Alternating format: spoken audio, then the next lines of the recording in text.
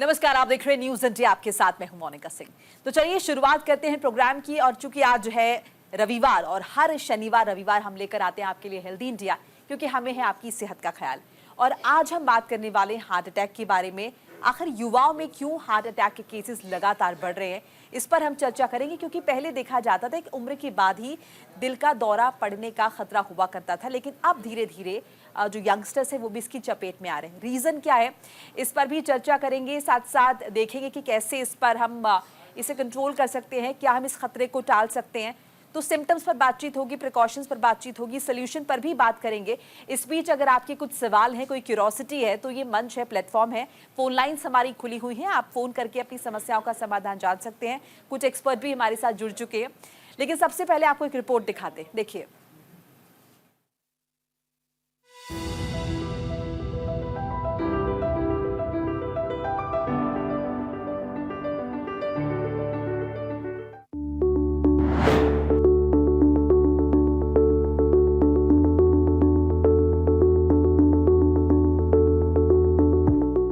पिछले कुछ सालों से युवाओं में हार्ट अटैक के मामले बढ़ते ही जा रहे हैं। पहले ये माना जाता था कि हार्ट अटैक केवल बुजुर्गों को होता है, लेकिन अब ये युवा पीढ़ी को भी प्रभावित कर रहा है। कई युवाओं की हंसते खेलते या कोई फिजिकल एक्टिविटी करते समय ही दिल का दौरा पड़ने से मौत तक हो जाती है।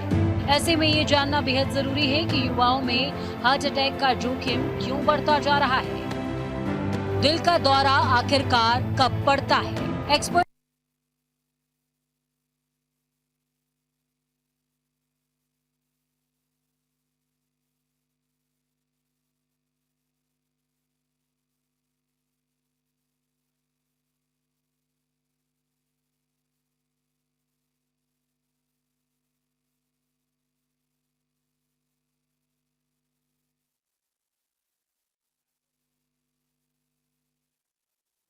तो चलिए शुरुआत करते हैं चर्चा की। सबसे पहले तारुफ करा देती हूँ जो तमाम एक्सपर्ट हमारे साथ जुड़े हैं। हमारे साथ doctor Anamika Chaudhary, MBBS MD है, इंटरनल मेडिसिन, मैक्स पटपटगंज में कंसल्टेंट है। आपका बहुत बहुत स्वागत है डॉक्टर अनामिका।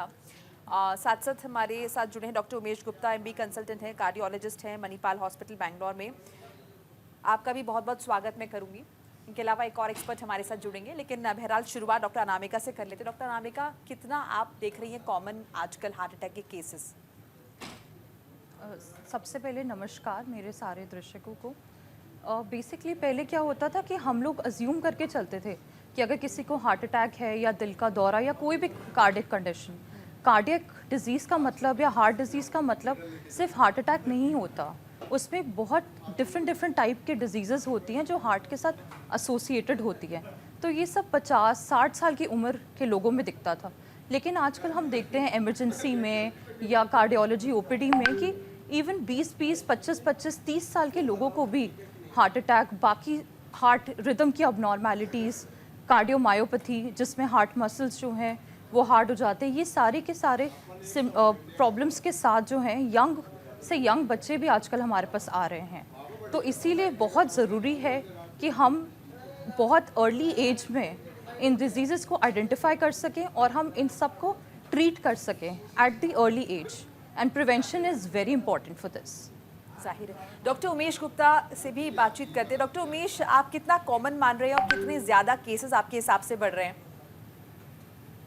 आजकल काफी ज्यादा केसेस दिखने को आ रहे हैं, और बल्कि जैसे आप जैसे बोल रहे थे कि age is not the factor. Right. पहले जैसे डॉक्टर अनामिका बोल रही थी कि 40 प्लस 50 प्लस की उम्र में ही हार्ट अटैक का प्रॉब्लम आता था, बट अभी यंगस्टर्स मतलब 25 साल 30 साल की उम्र में वेरियस रीजंस है, प्रॉबेबली वो आगे डिस्कस करेंगे। तो मेरे प्रैक्टिस में मैं देख रहा हूँ कि मोरलेस 40-50% यंगस्टर्स आ रहे हैं हार्ट अटैक के साथ। डॉक्टर उमेश, क्या विंटर्स में केसेस ज्यादा बढ़ जाते हैं हार्ट अटैक के, ऐसा भी है?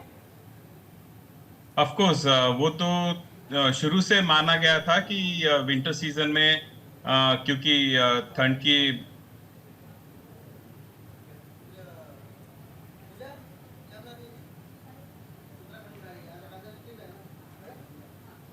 डॉक्टर उमेश, आप सुन पा रहे हैं मुझे? डॉक्टर उमेश का रुख हम करेंगे, इस बीच डॉक्टर अनामिका से बात कर लेते हैं। डॉक्टर अनामिका, जैसे कि मैंने अभी सीजन से रिलेटेड क्वेश्चन पूछा, सर्दियों के केसेस, सर्दी के मौसम में ज़्यादा केसेस बढ़ जाते हैं। डेफिनेटली जब विंटर्स शुरू होती हैं तो उस टाइम पे because of the cold temperature ये बहुत ज़्यादा है, प्लस लोग जो हैं अपनी सेफ्टी अच्छे से मेंटेन नहीं करते हैं, तो इसकी वजह से जो है केसेस हमें ज़्यादा डेफिनेटली जो स्ट्रोक है या कोई भी कार्डियक इलनेसेस है वो सारे के सारे केसेस हमें विंटर्स में ज़्यादा देखने को मिलते हैं कंपेयर टू जितने समर्स में होते हैं। इमरजेंसी पूरी हमारी रेस्पिरेटरी और हमारे कार्डियक इमरजेंसी से भरी होती है ड्यूरिंग दिस सीजन। तो डॉक्टर, ये यूनिफॉर्म में जैसे आपने जिक्र किया ठंडे मौसम का, तो अगर मैं बात करूं उन जगहों की जहां हमेशा ही ठंडा रहता है, हिल एरियाज की बात मैं करूं या मैं एक्सट्रीम नॉर्थ में चली जाऊं, सो क्या हम ये कह सकते हैं कि वहां पर कार्डिक जो पेशेंट्स हैं वो ज़्यादा देखने को मिलते हैं? डेफिनेटली अगर हम जैसे जैसे हम क्लाइंब करते हैं, ऑल्टीट्यूड्स पे जाते हैं, तो हमें देखने को मिलता है कि जिन ऑल्टीट्यूड्स पे ज़्यादा ठंड रहती है वहाँ पे कार्डियक और रेस्पिरेटरी पेशेंट सबसे ज़्यादा होते हैं कंपेयर टू जो हमारे प्लेनी एरियाज़ हैं। हिली एरियाज़ में इसका डेफिनेटली प्रेवलेंस बहुत ज़्यादा है। डॉक्टर उमेश, क्या बेसिक रीज़न आपको लगते हैं हार्ट अटैक के? सबसे कॉमन आपकी मतलब प्रैक्टिस में क्या देखने को मिलते हैं रीजंस हार्ट अटैक के? देखा गया है कि आजकल स्ट्रेस लेवल बहुत ज्यादा हो गया है और स्पेशली यंगस्टर्स में उनका टारगेट अचीव करना, डे नाइट शिफ्ट्स हो जाते हैं, खाना टाइम टू टाइम नहीं मिलता है, नींद पूरी नहीं होती है, और ज्यादातर अगर टाइम भी मिलता है तो वो अपने सोशल मीडिया में और कंप्यूटर के सामने ज्यादा समय बिताते हैं, एक्सरसाइज के लिए टाइम कम निकाल पाते हैं, उनका डाइट एकदम हेवायर है, मतलब न्यूट्रिशियस डाइट जो हम एक्चुअली रेकमेंड करते हैं फॉलो करने के लिए वो भी नहीं कर पाते हैं। तो ये वेरियस रीजंस है हार्ट अटैक होने के, काफी कारण। डॉक्टर अंकुर गुप्ता भी हमारे साथ जुड़ चुके हैं, कार्डियोलॉजिस्ट हैं।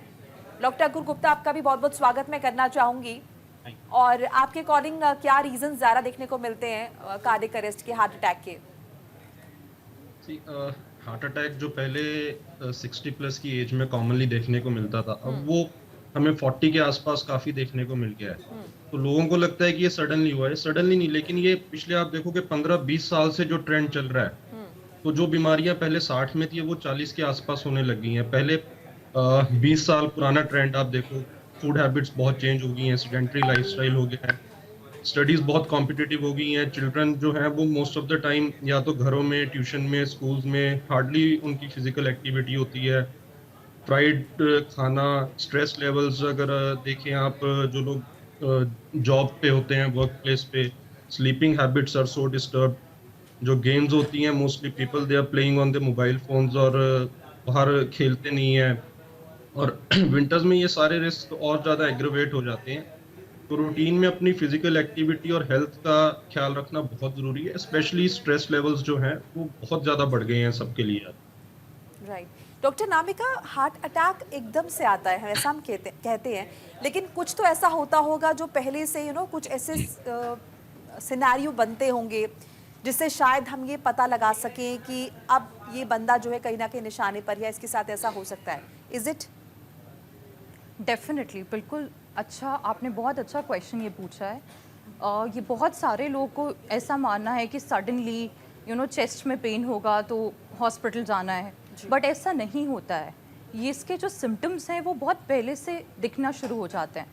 सबसे पहले चीज़ जो लोग यूजुअली नोटिस करते हैं वो ये है कि जब वो पहले अच्छे से चल दौड़ लेते थे जितना, उतना उनकी सांस फूलने लग जाती है थोड़ा सा भी काम करके। अगर आप पहले जिस एक्टिविटी में नहीं थकते थे लेकिन अभी आप उस सेम अमाउंट ऑफ एक्टिविटी में थक जाते हैं, आपका सांस फूल जाता है या आपको थोड़ा रेस्टलेसनेस सा फील होता है, चेस्ट में पेन होता है, सर में पूरा टाइम एक अजीब सा तनाव रहता है, और बॉडी में सबसे पहले फटीग, ये बहुत ही कॉमन सिम्टम है कि पूरी बॉडी, पूरा जो हमारा शरीर है वो थका थका सा लगता है, सर में हल्का सा दर्द रहता है, हल्के फुल्के काम करने पे भी सांस फूल रही है। तो ये सिम्टम्स हैं कि आपको हो सकता है अंडरलाइन कोई ना कोई हार्ट डिजीज़ हो। तो बहुत इम्पॉर्टेंट है कि हम ये सारे सिम्टम्स इग्नोर ना करें और इमीडिएटली जाके अपने रूटीन टेस्ट करवाएं और अपने डॉक्टर से मिलें। बिल्कुल। डॉक्टर उमेश, जिन लोगों को बीपी की शिकायत नहीं है, जो हाई बीपी, जिनको ये इश्यूज नहीं है, क्या वो हार्ट अटैक के निशाने पर नहीं है? ऐसा जरूरी नहीं है। मतलब of course there are few मतलब कोमॉर्बिड कंडीशन, जैसे हाई बीपी हुआ, डायबिटीज हुआ, हाई कोलेस्ट्रॉल हुआ, ये सब तो हैं जो जिनकी वजह से हार्ट अटैक आने के चांसेस ज्यादा हैं।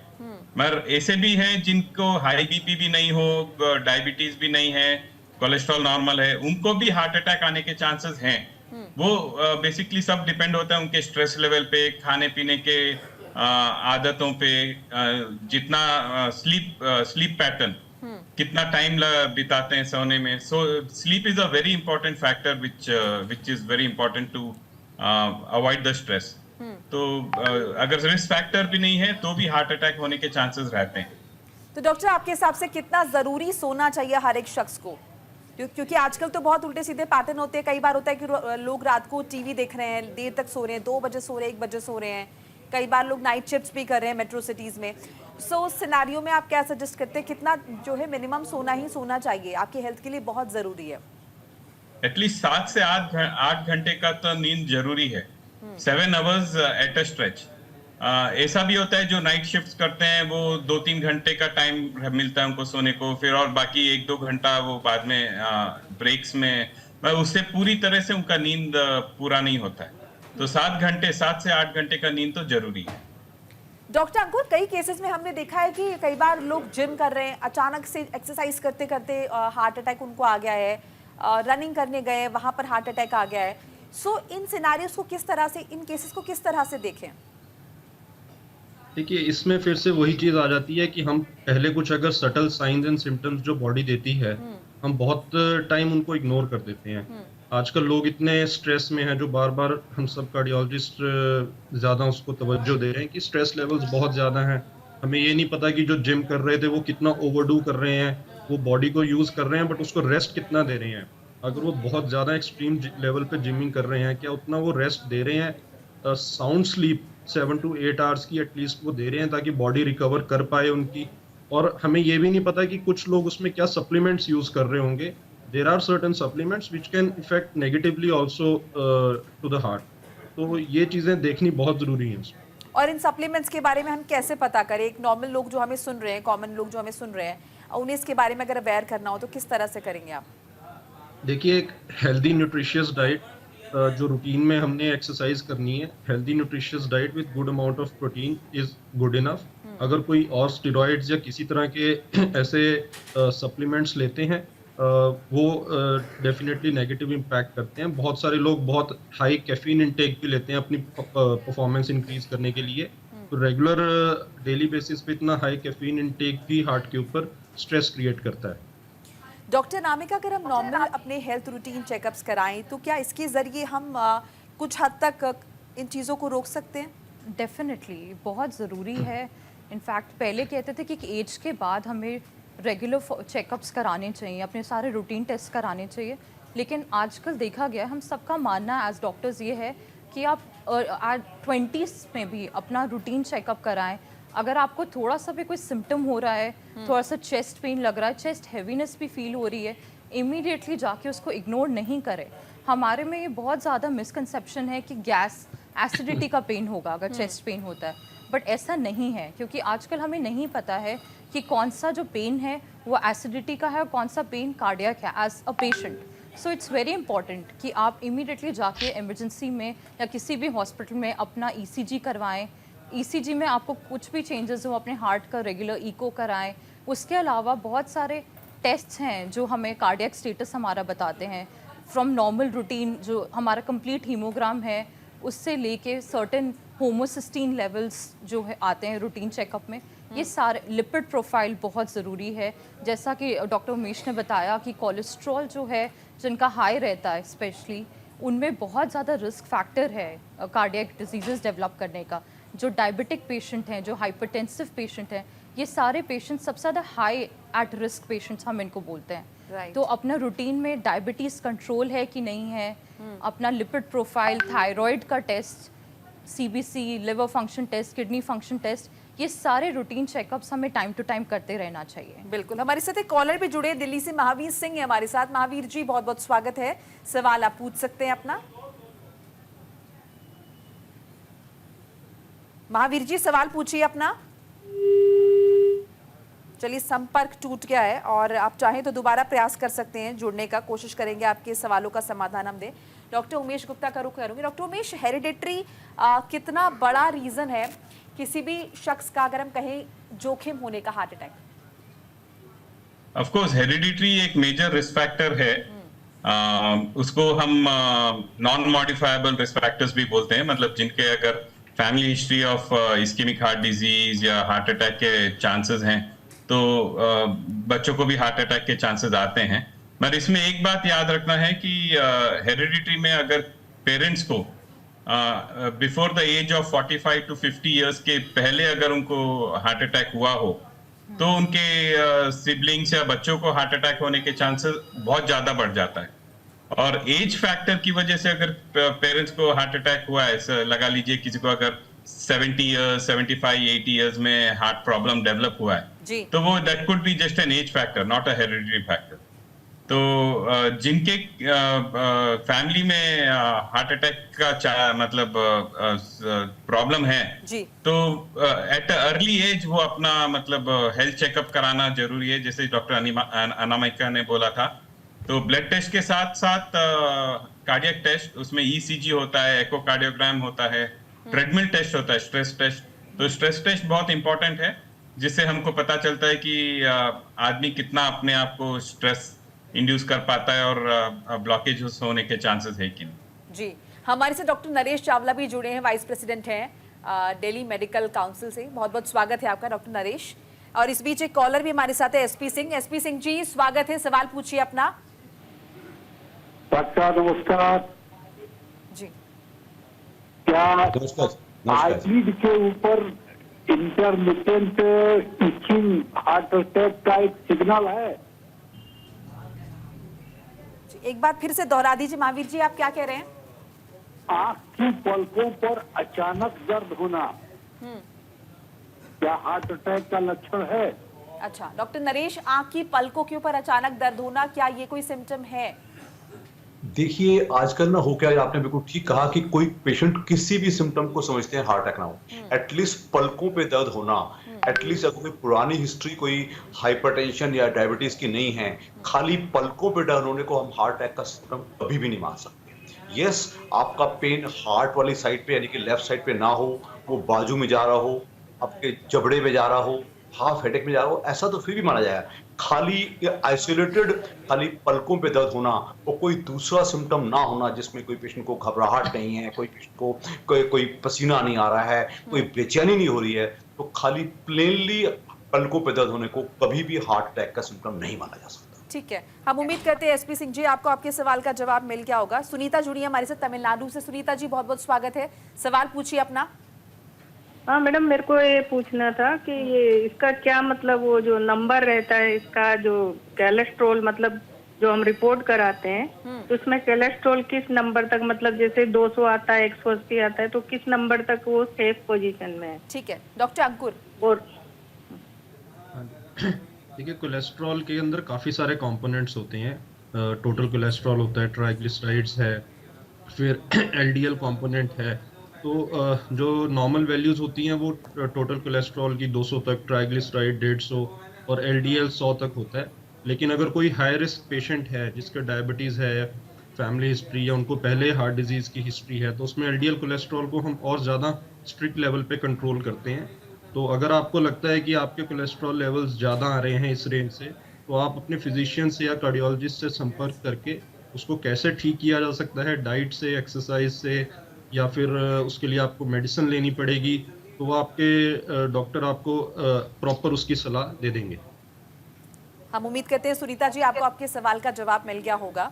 डॉक्टर नामिका का रुख करते हैं। डॉक्टर नामिका, ओबेसिटी कितना रिस्पॉन्सिबल है हार्ट अटैक के लिए? बहुत इम्पॉर्टेंट रिस्क फैक्टर है। जब हम रिस्क फैक्टर्स की बात करते हैं तो दो तरह के रिस्क फैक्टर्स होते हैं, एक मॉडिफाइबल रिस्क फैक्टर्स होते हैं, एक नॉन मॉडिफाइबल होते हैं। नॉन मॉडिफाइबल इंक्लूड करते हैं age, gender, males more at risk होते हैं, then previous history of any cardiovascular event, या फिर जो है किसी फैमिली हिस्ट्री जो हम ऑलरेडी डिस्कस कर चुके हैं। जब हम मॉडिफाइबल रिस्क फैक्टर्स की बात करते हैं जैसे डायबिटीज़, हाइपरटेंशन, उसमें ओबेसिटी एक one of the most important और प्रिवेंटेबल मॉडिफाइबल रिस्क फैक्टर है। तो आजकल हमने देखा है कि लोग बहुत ज़्यादा सोशल मीडिया, फ़ोन्स और पे लगे रहते हैं, छोटे बच्चे, यंगस्टर्स, कोई बाहर जाता नहीं है, वॉक नहीं करता। तो ये इसकी रीज़न है कि वो जैसे जैसे ओबेसिटी बढ़ती है सडनली वो सारे के सारे ऑर्गन्स पे अफेक्ट करती है, जिसमें हार्ट जो है सबसे कॉमनली अफेक्टेड ऑर्गन है। तो बहुत ज़रूरी है कि हम अपना वेट जो है वो चेक पे रखें, जिससे हम इसको प्रिवेंट कर सकें, ना सिर्फ heart but other medical issues को भी। बिल्कुल। डॉक्टर नरेश का मैं रुख करूंगी। डॉक्टर नरेश, अगर किसी शख्स को हार्ट अटैक आ जाए, बहुत ही इंपॉर्टेंट सवाल है ये, तो ऐसे में एकाएक क्या करना चाहिए उसकी हेल्प करने के लिए? थैंक्स, आपने मुझसे ये सवाल पूछा, लेकिन इससे पहले कि मैं इस सवाल का जवाब दूं, क्योंकि I am my eminent cardiologist are there on the panel, because I am in practice for 44 long years, मैं तरह तरह की भ्रांतियों की बातचीत पहले करूंगा, जस्ट शॉर्टली। लोग ना, जो ये हवा बन गया है ना, डॉक्टर साहब वो तो गुजरात में वो डांडिया खेल रहे थे, गिर गया, मर गया, वो जिम में था, गिर गया। Frankly speaking, there is a need to, जो आम जनता को जो हमें मैसेज देना है आज इस दोपहर को, वो मैसेज है कि अपनी थोड़ा ख्याल रखिएगा। आपकी, जैसे कि मेरे मित्र बता रहे थे, पैनलिस्ट, कि आपके खानदान में कोई ऐसा हिस्ट्री है कि अर्ली उम्र में आपको हार्ट अटैक आ चुका है, आप रिस्क पे हैं। आप ओबीज हैं, आपको पता ही नहीं, आप हिलते नहीं अपने बिस्तर से, आप सारे काम दूसरे से करवाते हैं, आप रिस्क पे हैं। आप अनकंट्रोल्ड हाई ब्लड प्रेशर के पेशेंट हैं, आप रिस्क पे हैं। आप एक डायबिटिक हैं, आप रिस्क पे हैं। आप सिगरेटें तो 20-25 पी जाते हो, परवाह नहीं करते। आपका लाइफ हाईली स्ट्रेस्ड है, आपकी डेली टारगेट्स हैं, ये करना है, वो नहीं करना, आप बिल्कुल वर्क को, लाइफ को बैलेंस नहीं कर पाते। These are few things which can be corrected. इसको देखते हुए मैं समझता हूं कि भ्रांतियों को दूर किया जाए, जैसा कि मेरे को पैनलिस्ट ने बताया था कि अपना टाइम पे अपना आपको दर्द शक लग रहा है, तो मेरे हिसाब से जैसे अमेरिका में होता है, अमेरिका में all executive cadre, all corporate cadre 33 साल के बाद सबका लिपिड प्रोफाइल, सबका ईसीजी, सबका इकोकार्डियोग्राम रूटीनली किया जाता है। मेरा देश गरीब भी है और कहने को बहुत अमीर भी है, और हम तो हेल्थ सुपर पावर बनने वाले हैं। अगर हम ये लोग फीलिंग पहुंचा पाए, वो डोंट माइंड, ये सिर्फ कॉर्पोरेट या पेड सेक्टर में नहीं है, इवन गवर्नमेंट सेक्टर भी आज की तारीख में अच्छी खासी सुविधाएं प्रोवाइड कर रहा है, प्रोवाइडेड दे आर सॉर्ट। अब मैं आपके सवाल पे आऊंगा कि किसी को हार्ट अटैक लगता है, हो गया है, मैं घर में बैठा हूं, मुझे लगता है यार कुछ हो रहा है, मुझे लग रहा है कोई यार घबराहट हो रही है, एकदम पसीना आ रहा है, ये है वो है, तो सबसे पहले तो कुछ ऐसी इमरजेंसी दवाइयां हैं जो लोग अपने घर में, अगर कोई ऐसी हार्ट अटैक की हिस्ट्री पहले से, तो जो कि एस्पिरिन, डिस्पिरिन घर में रखी जा सकती हैं। वो 300-350 मिलीग्राम की गोली आप जीभ के नीचे रख लीजिएगा। वो सबसे बड़ी चीज जो मैं आपके पैनल में आप लोगों को इत्तला देना पसंद करूंगा, द गोल्डन आवर। हम कई बार, ये मैंने कई मौतें देखी हैं, पिछले 44 साल की मेरी प्रैक्टिस है जो कि नॉर्थ दिल्ली में है, लोगों ने ये कह करके टाल दिया, गैस है, गैस है, गैस है, गैस करते करते रात को फोन आया, डॉक्टर साहब वो तो हिल ही नहीं रहे हैं। कहने का मतलब, गैस को एक आधा घंटा तो आप मौका दे दीजिए, वो भी मत दीजिएगा। अगर आपको लगता है कि चांसेस बहुत ज्यादा हैं, आप पूछेंगी आम आदमी कैसे जजमेंट करे कि हार्ट अटैक है या गैस है या कुछ भी नहीं है, या एंजाइटी है या घबराहट है। तो ये सवाल इतना मुश्किल भी नहीं है और इतना आसान भी नहीं है। अगर आपको ऐसा लगता है कि कुछ हो रहा है, मुझे कुछ हो रहा है, अगर ये एंजाइटी या बेचैनी नहीं है, तो I think rush to the nearest medical facility, वो टर्शियरी मेडिकल सेंटर हो या कुछ भी हो, घर मत बैठे रहिएगा। ये जो मेरा मैसेज है, it is very important to all members of the family. अगर ऐसा आप करते हैं तो जान आसानी से बचाई जा सकती है। हमारे देश में आज भी, despite having the best of cardiologist, despite having the best of tertiary care facilities, आज भी लोग मर रहे हैं सिर्फ इसलिए कि वो इंतजार करते हैं जब तक पेशेंट वहां पहुंचता है, तब तक शायद देर हो चुकी है। I think this is a very important message which I wanted to. बिल्कुल, ये बहुत इंपॉर्टेंट सवाल था जिससे बहुत सारे लोग जानना भी चाहते हैं कि अगर एकाएक ऐसा हो जाए तो आपको क्या करना चाहिए। बहरहाल बहुत सारे सवाल हैं ऐसी क्यूरोसिटी से लेकर, सबसे इम्पॉर्टेंट एक ये भी चीज़ है डॉक्टर उमेश, जैसे कि हम पहले भी जिक्र कर रहे थे। बहरहाल चर्चा को मैं आगे बढ़ाऊंगी, एक छोटा सा ब्रेक मुझे यहाँ पर लेना होगा, ब्रेक के बाद फौरन हाजिर हो रहे, कहीं मत जाएगा।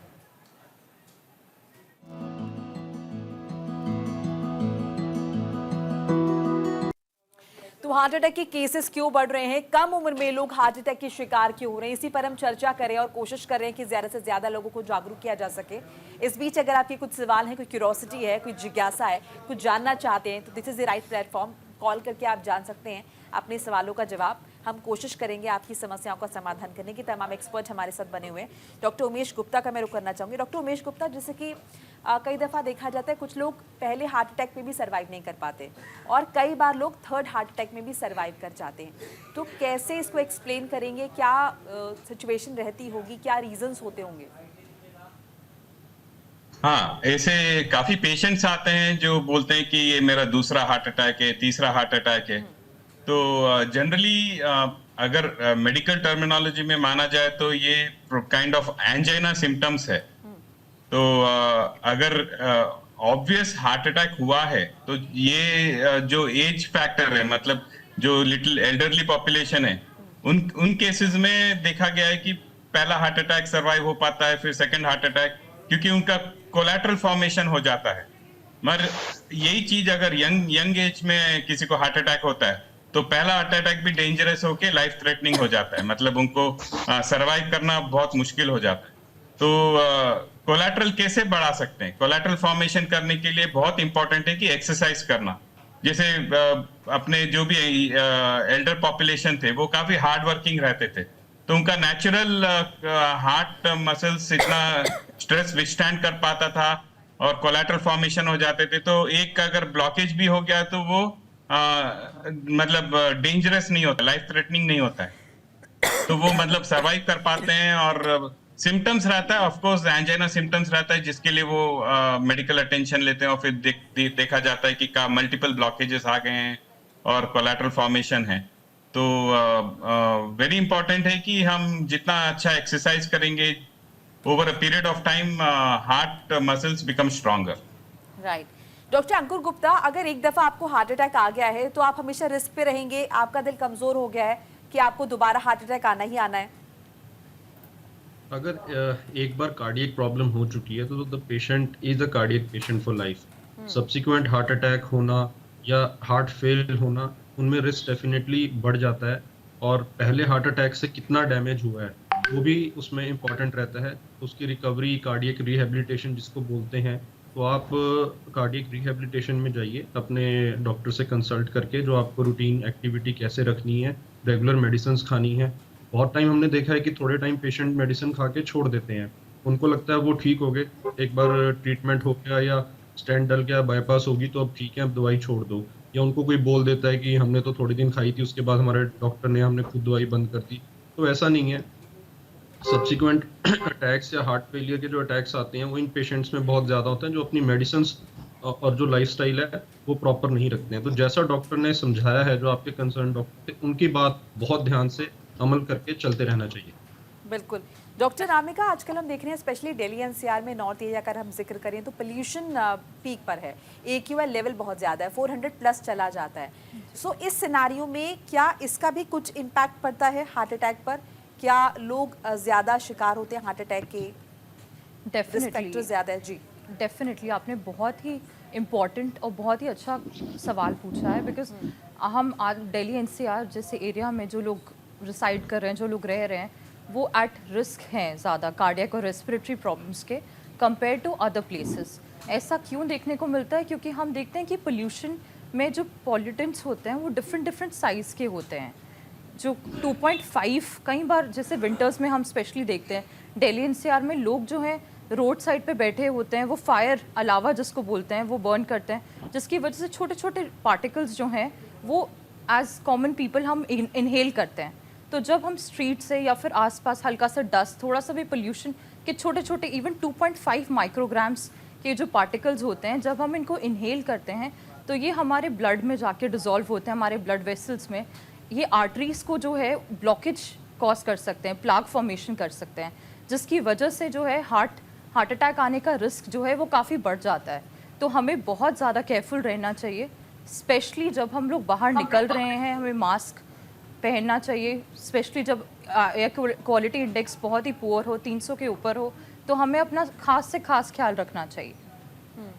Doctor Naresh, blood pressure obviously बहुत बड़ा रोल प्ले करता है, हार्ट अटैक बड़ा रीज़न है। सो ब्लड प्रेशर किस तरह से कंट्रोल रखें, इसके लिए आप क्या सजेस्ट करेंगे? मोनिका, बहुत ही अच्छा सवाल है। और हमारे देश में let me tell you, despite the full knowledge, जो ब्लड प्रेशर के पेशेंट होते हैं, चाहे यंग चाहे ओल्डिश, 10 में से 5 to 6 यानी कि ऑलमोस्ट 50% पेशेंट्स अपनी दवाएं टाइम पे नहीं खाते। दैट मींस कंप्लायंस पुअर है, they don't follow the instructions, उनके खाने में सॉल्ट ज़्यादा है, वो अपना डिस्लिपिडीमिया कोलेस्ट्रॉल कंट्रोल नहीं करते। और सबसे इम्पोर्टेंट जो मेरे को पैनलिस्ट ने पहले जिक्र किया है, activity. The simplest solution to all heart problems is physical activity. अगर आप एक्टिविटी अच्छी कर रहे हैं तो आप दवा थोड़ी कम भी खा लेंगे तो शायद काम चल जाए। लेकिन आप सोचिए, मैं दवाई तो पूरी खा रहा हूँ जी, लेकिन मैं हिलूंगा नहीं अपने बिस्तर से, मुझे हर चीज के लिए comfort, it is bad attitude. और लास्ट जो मैं कहता हूँ कंट्रोलेबल फीलिंग है, वो है हमारी स्ट्रेस, अननेसेसरी एंजाइटी, स्ट्रेस, इसकी चिंता उसकी चिंता। तो आपने सीधी बात की, ब्लड प्रेशर का control, it is very much required. Incidentally in India we have the best of drugs now. जो दवाई अमेरिका में बनती है वो हमारे हिंदुस्तान में भी उसी दिन आ जाती है। उसके होते हुए भी लोगों की पुअर कंप्लायंस, नंबर 1, लोग नजरअंदाज करते हैं, डॉक्टर साहब ठीक ही तो है हमारे। और दूसरी बात मालूम है क्या, किसी मरीज को हम ब्लड प्रेशर की दवाई लिखते हैं ना, वो बड़ा बुरा मानता है, डॉक्टर साहब आपने मुझे ब्लड प्रेशर की दवाई लगा दी है। उसको बताना पड़ेगा कि भाई साहब, अगर आप दवाई नहीं खाएंगे तो आप अपने बॉडी पे, अपने दिल पे, अपने हर चीज पे, अपने ब्रेन पे, हर पे एक बुरा असर आएगा।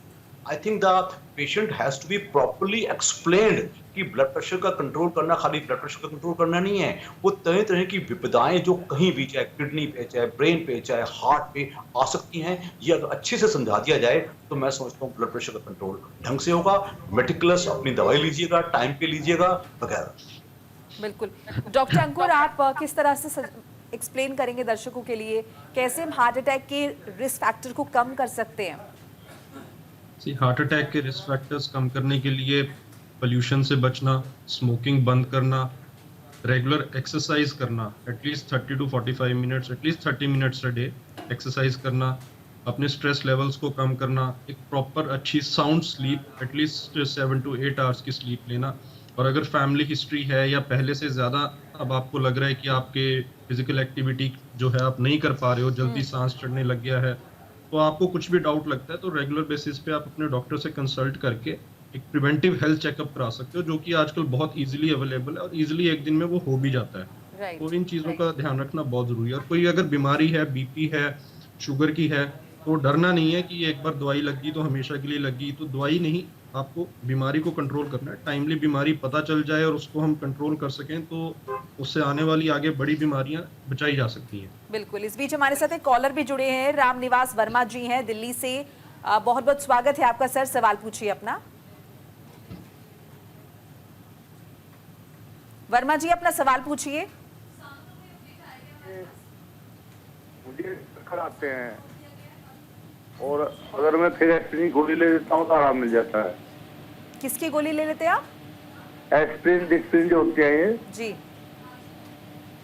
जी डॉक्टर नामिका, कोई आप एक बार अपना क्वेश्चन दोहरा सकते हैं? उन्हें चक्कर आते हैं लेकिन अगर एस्पिरिन या डिस्पिरिन गोलियां ले लेते हैं तो कुछ आराम मिल जाता है।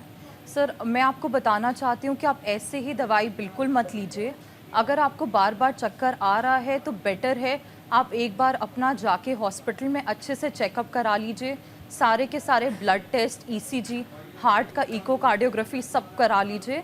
मैडम, मैं हार्ट पेशेंट हूँ, मेरा बाईपास सर्जरी हुई है।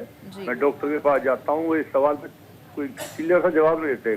कुछ मुझे चक्कर के आते हैं जी, और अचानक बेचैनी हो जाती है, दवाई लिख देते हैं और बस आप खाइए, 3 महीने बाद फिर आ जाना। क्या आपको साथ में ब्लड प्रेशर या शुगर की भी बीमारी है? हाँ, शुगर तो नहीं है लेकिन बीपी है और लंग्स की भी थोड़ा प्रॉब्लम है जी। तो जब आपको ऐसे चक्कर आते हैं, क्या आप उस वक्त अपना ब्लड प्रेशर नापते हैं? क्या आपके घर पे कोई सुविधा है? ब्लड प्रेशर ठीक होता है और ये जो मेरी पल्स रेट है वो 60-70 के बीच में रहती है। अच्छा, ठीक है। तो आप डॉक्टर कोई सेटिस्फैक्टरी जवाब सा नहीं देते जिससे मुझे कोई तसल्ली हो, क्यों होता है, क्यों मुझे इस तरह से आता है। और ये एक तो वीकनेस है कि हमें चलने फिरने में दिक्कत होती है जी। तो आपने बाकी सारी जांचें करवाई हैं कार्डियक के अलावा, जैसे अपनी बॉडी का B12, विटामिन D ये सारे वीकनेस के लिए जो भी टेस्ट हैं वो सब करवाए हैं? हाँ जी, ये सब करवाए हैं, उनकी मैं दवाई ले रहा हूँ सबकी। अच्छा। और तो मेरा मेन प्रॉब्लम तो यह है कि भाई ये चक्कर आ जाते हैं, चक्कर से आते रहते हैं मुझे फिर, और उसके लिए फिर मैं अगर एस्पिरिन ले लेता हूँ तो मुझे फिर जो है थोड़ी देर बाद ठीक महसूस करता हूँ अपना। जी, आपको हमें प्रॉपरली एक बार एग्जामिन करना पड़ेगा, देखना पड़ेगा। ऐसे मतलब बिना आपके सारे रिपोर्ट्स देखे हम इस पैनल पे बैठे हुए ऐसे जवाब नहीं दे सकते। एक बार आप क्या नाम है, हमें विजिट कर सकते हैं, हम आपको देख के ही पूरा एग्जामिन करके फिर बता सकते हैं कि उसका क्या रीज़न होगा। बट इन जनरल डॉक्टर, क्या ऐसा होता है कि कुछ अगर कोई हार्ट पेशेंट है तो उन्हें इस तरह से चक्कर वगैरह भी आते हैं, क्या ये कोई सिम्टम है? जी हाँ, डिजीनेस, फटीग, चक्कर, ये सारे भी कार्डियक सिम्टम्स हैं। तो अगर ऐसे कोई भी सिम्टम्स हमें आते हैं तो हमें केयरफुल रहना चाहिए और हमें इमीडिएटली हॉस्पिटल जाके अपने टेस्ट कराना चाहिए। हम उम्मीद करते हैं कि रामनिवास जी आपको कुछ हम मदद कर पाए हों। हालांकि देखिए, जैसे डॉक्टर ने जिक्र किया कि एक बार बहुत डिटेल में आपकी रिपोर्ट देखनी पड़ेगी। हालांकि ये भी बताया उन्होंने कि चक्कर भी आते हैं कार्डिक पेशेंट। आप में से अगर कोई इसमें इनपुट देना चाहे, डॉक्टर उमेश या doctor Ankur?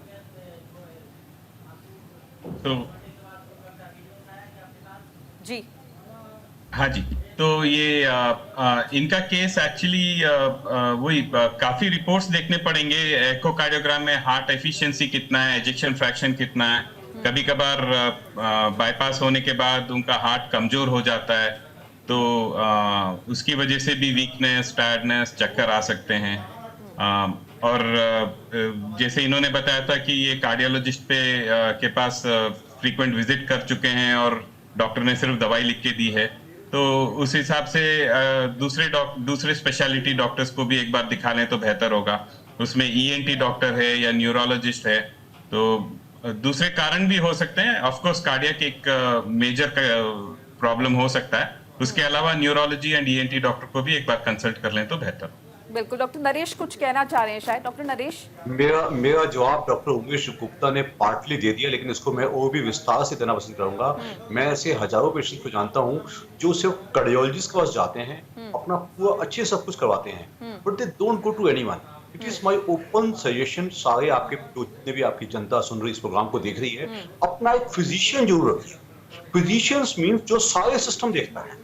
He will decide इस पेशेंट को सर्वाइकल स्पॉन्डिलोसिस तो नहीं हो रहा, उसको वो देखेगा कि इसको कोई ईएनटी प्रॉब्लम तो नहीं हो रही है, वो देखेगा कि इसको कोई गैस्ट्रिक तो नहीं हो रहा, वो देखेगा इसको कोई एंजाइटी या बेचैनी प्रॉब्लम तो नहीं है। So apart from a good cardiologist जो एक कार्डियोलॉजी पेशेंट को सेक्चुअली देखता है, ऑलवेज हमेशा अपने फिजिशियन जो आपको समझता है। आप हल्के मानसिक परेशान रहते हैं, चक्कर कह दिया, चक्कर डॉक्टर ने आपको कोई स्टूडेंट वगैरह गोली लिख के दे दी, उससे आप खुश नहीं हुए। ऑलवेज अगर ऐसे अपने फिजिशियन टच रहेंगे तो फिजिशियन सिंगल आउट कर देगा कि ये प्रॉब्लम आपको हो सकती है। जैसे उनको संतोष नहीं पाया है, तो मैं समझता हूँ वो फिजिशियन के पास जाके संतोष अवश्य पाएंगे। बिल्कुल। हम उम्मीद करते हैं कि आपको आपके सवाल का जवाब मिल गया होगा। रामनिवास जी, भरपूर कोशिश तमाम एक्सपर्ट्स ने की है आपके सवाल का जवाब ढूंढने के लिए। इस बीच अगर आप में से भी किसी के कुछ क्वेश्चंस हैं, कोई क्यूरोसिटी है, तो आप इस मंच के जरिए इसका जवाब पा सकते। जैसे कि मैंने पहले भी एक बार ये क्वेश्चन पूछा था, लेकिन मैं फिर डिटेल में मैं पूछना चाहूँगी। डॉक्टर नामिका, जिन लोगों को लो ब्लड प्रेशर की शिकायत रहती है, उन लोगों पे बिल्कुल भी रिस्क नहीं रहता हार्ट अटैक का, या अगर उन लोगों को भी हार्ट अटैक होने वाला है या किसी भी सिचुएशन में, सो क्या रीज़न हो सकता है बेसिक, अगर ब्लड प्रेशर नहीं तो? ये मैं पहले भी बता चुकी हूँ कि हाइपरटेंशन सिर्फ एक रिस्क फैक्टर है। हाइपरटेंशन के अलावा और बहुत सारे मॉडिफाइबल रिस्क फैक्टर्स हैं, जैसे हम डिस्कस कर चुके हैं ऑलरेडी, ओबेसिटी, डायबिटीज़, देन साथ में जो है कुछ लोग अल्कोहल कंज्यूम करते हैं, या अल्कोहल भी one of the major risk factors है। देन जो है इनएक्टिविटी, फिजिकल एक्टिविटी जो कम करते हैं, जो चलते फिरते कम हैं, जो स्मोकिंग करते हैं, ये सारे के सारे इंपॉर्टेंट रिस्क फैक्टर्स हैं बिसाइड्स हाइपरटेंशन। लेकिन डॉक्टर, इन सबका रिलेशन क्या ब्लड सर्कुलेशन से नहीं है? ब्लड सर्कुलेशन की पे ही इनका असर पड़ेगा, राइट? डेफिनेटली। तो अगर आपको ऐसा लगता है कि क्योंकि मुझे बीपी की परेशानी नहीं है तो मैं सेफ हूँ या मैं एट रिस्क नहीं हूँ, तो ऐसा बिल्कुल भी नहीं है। अगर आपको कोई भी कोमॉर्बिडिटीज़ है, कोई भी रिस्क फैक्टर्स है, तो आप डेफिनेटली एट रिस्क हो। अगर आपको कोई कोमॉर्बिडिटीज़ या कोई रिस्क फैक्टर नहीं है, तब भी आप एट रिस्क हो। तो अगर आपको कोई भी सिम्टम आए, जो हम शुरू में ऑलरेडी डिस्कस कर चुके हैं, फिर भी हम बता रहे हैं सांस फूल रहा है और चलने फिरने में, उसके बाद जो है चेस्ट पेन हो रहा है, सर में दर्द हो रहा है, पूरी बॉडी थकी थकी शरीर महसूस होता है पूरा दिन, तो इन सब चीज़ों को हमें लाइटली नहीं लेना है। सिर्फ ये सोच के कि मुझे बीपी शुगर नहीं है तो मैं एट रिस्क नहीं हूँ, फिर भी आपको जाके हॉस्पिटल जाना चाहिए, अपना ठीक से चेकअप कराना चाहिए और प्रॉपरली इलाज लेना चाहिए। ठीक है डॉक्टर उमेश, एक केस मैंने कहीं देखा था जिसमें था कि एक महिला ने, चूंकि वो आईवीएफ करवा रही थी, उसने बहुत ज़्यादा दवाइयों का इंटेक किया, पहली बार फेल हुआ, उसके बाद सेकंड टाइम भी, और उस वजह से उसको हार्ट अटैक हो गया। सो क्या ये भी मुमकिन है कि अगर आप दवाइयाँ बहुत ज़्यादा आपको खानी पड़ रही है किसी भी XYZ रीज़न की वजह से, तो उसका असर भी सीधा आपके दिल पर पड़ता है? हाँ, वो पॉसिबिलिटी है, और स्पेशली आप जैसे आईवीएफ पर्टिकुलर केस बोल रहे थे आईवीएफ के बारे में, तो इसमें काफी हार्मोन थेरेपी भी होता है। तो फीमेल हार्मोन थेरेपी में भी ब्लड क्लॉट फॉर्मेशन होने के चांसेस होते हैं। तो वही फैक्टर, अगर हार्ट में ब्लड क्लॉट हो जाता है तो हार्ट अटैक होने के भी चांसेस हैं। और ऑफ कोर्स आपको मतलब अपने फिजिशियन से या डॉक्टर से पहले कंसल्ट करना चाहिए कि ये दवाइयाँ लेने से और कोई प्रॉब्लम तो नहीं है। तो डॉक्टर अपने हिसाब से आपको प्रिवेंटिव हेल्थ चेकअप या कुछ कार्डियक टेस्ट करवा लेते हैं, ताकि आपको कैटेगराइज कर पाए कि ये दवाई वो आपके लिए सेफ है या नहीं। तो इसमें एकोकार्डियोग्राम, ECG, ट्रेडमिल टेस्ट करा के आगे दवाइयाँ जरूरी है या ऑल्टरनेट कोई टैबलेट्स दे पाए वो सजेस्ट कर सकते। बिल्कुल। डॉक्टर अब्दुल गुप्ता, अगर हम ब्लड प्रेशर की बात करें, ब्लड प्रेशर का केस हम देख रहे हैं हाई बीपी, तो क्या ऐसे लोगों को जिनको हाई बीपी है, क्या रोज अपना एक बार बीपी चेक करना चाहिए? साथ साथ किस रेंज के बाद वो ये समझे कि उनको ज्यादा दिक्कत हो सकती है, ऐसे में उन्हें संभल कर रहना चाहिए? मैडम, यूजली अगर किसी को ब्लड प्रेशर है तो ऐसा नहीं है कि डेली उसको ब्लड प्रेशर चेक करना है। कितना फ्लक्चुएट उनका ब्लड प्रेशर कर रहा है वो यूजली फिजिशियंस आपके बता देते हैं कि आपको हफ्ते में 2 बार 3 बार बीपी चेक करना है, तो आप एक डायरी मेंटेन करो। और जब भी आप हमारे पास आओ अपनी वो डायरी लेके आओ, ताकि उससे फिजिशियंस को भी आपकी जो ब्लड प्रेशर की मेडिसिन है वो ऑप्टिमाइज करने में हेल्प हो जाए। अलार्मिंग साइंस आते हैं अगर ब्लड प्रेशर जो ऊपर वाला बीपी है वो 160 या 170 के ऊपर जाना शुरू होता है, तो वो रिस्क बहुत ज़्यादा बढ़ा देता है, क्योंकि उतना ही ज़्यादा हार्ट के ऊपर स्ट्रेस बढ़ जाता है। तो अगर इतना ज़्यादा ब्लड प्रेशर रेगुलरली 160, 170 या 180 पे जाने लग गया है, तो वो फिर एक अलार्मिंग साइन आ जाता है कि आपको उसको जल्दी ही अच्छे से कंट्रोल करना। ठीक है, एक क्लोजिंग कमेंट आप सबसे मैं लेना चाहूँगी। डॉक्टर नामिका, पहले मैं आपका रुख कर लेती हूँ। सो अवेयरनेस के लिए भी, क्योंकि देखिए जो लोग पहले से हार्ट पेशेंट हैं उनके लिए आप क्या बताएंगे, किस तरह से अपना रख रखाव करें?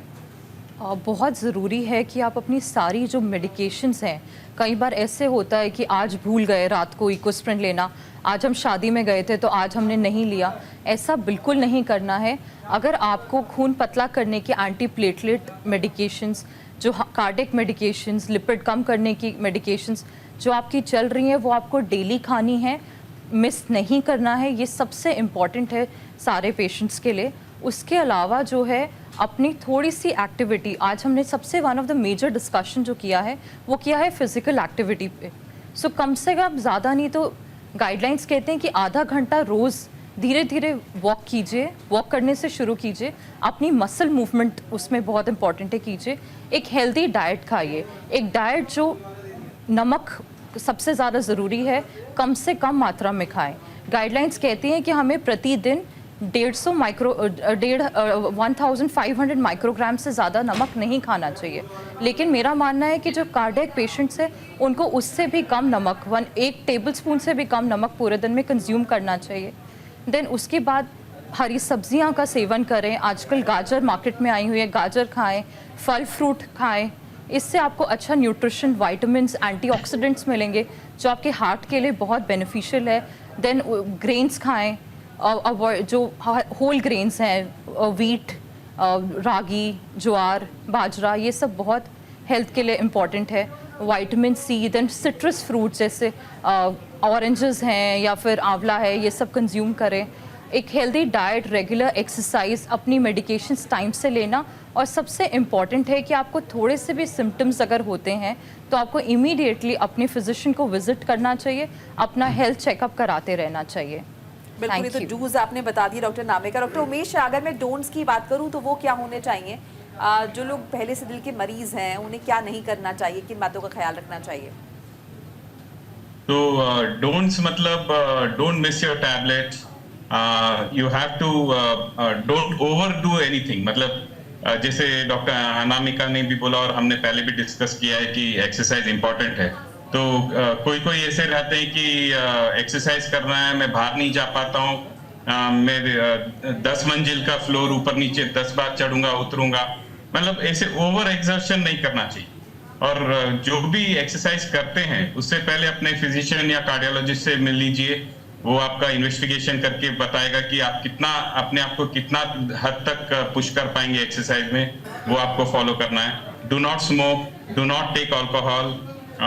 फ्लूइड रिस्ट्रिक्शन रहता है काफी हार्ट पेशेंट्स लोगों में, जिनका हार्ट फंक्शन कम रहता है तो उनको पानी कम पीने के लिए सजेस्ट किया जाता है, तो वो आप फॉलो कीजिए।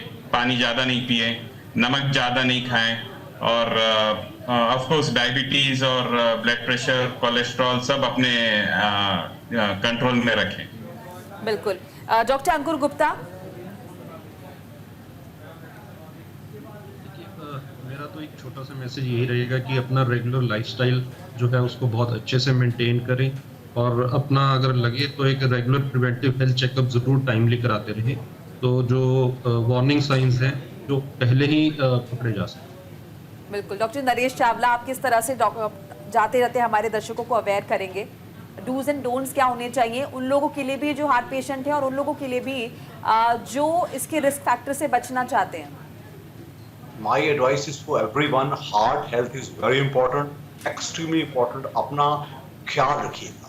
मोर फिजिकल एक्टिविटी, ना कि वो एक्टिविटी जो रिचुअल है जो आप डिस्ट्रिक्ट पार्क में जाके या जिम में करते हैं। आई ऑलवेज एम्फेसाइज, अगर अपने काम के स्थान पे, इट इज कॉल्ड अपने काम के स्थान पे अगर चलते फिरते रहते हैं तो वो हमेशा हेल्प करता है। प्लस सॉल्ट कम लेना, अपना फ्राइड फूड को कम लेना, जंक फूड कम लेना, अनडिजायरेबल स्ट्रेस कम करना। और इंसिडेंटली अगर आप किसी भी रिस्क फैक्टर के शिकार हैं, फैमिली हिस्ट्री स्ट्रॉन्ग है, स्मोकिंग है, अल्कोहल है, कोई दूसरी इंसिडेंटल डिजीज है, तो डॉक्टर के पास जाने में हिचकिचाइएगा मत।